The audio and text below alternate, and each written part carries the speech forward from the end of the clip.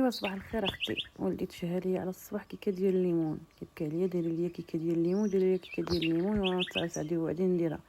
المهم درت له 6 البيضات، كاس ديال سنيده، كاس ديال الليمون عصرته، نص كاس ديال الزيت، مكنبغيش ندير الزيت بزاف، فانيا، قشور ديال الحامض، 2 خمارات، درت فيها 2 كيسان ونص ديال الطحين، غربلت الكاس الاول خلطته مزيان، عاد كندير الكاس الثاني باش كنشد عبارها مزيان. هذا الكاس الثاني اختي كندير 2 ديال الخمارات، كاين اللي كيدير غير خماره ونص، انا كنبغي ندير 2 ديال الخمارات باش كطلع لي من فوق يا اختي وزينه. ايوا الخماره الاولى الخماره الثانيه خلطتها مزيان، ومن بعد كنديرها في الغطاء اللي دهنها من قبل بشويه ديال الزيت والطحين.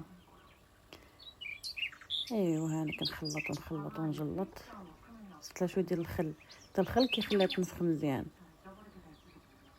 صافي درناها في اللاطه، درناها في الفران درجه الحراره ديالو على 180 على 45 دقيقه، غير من التحت شعل غير من التحت.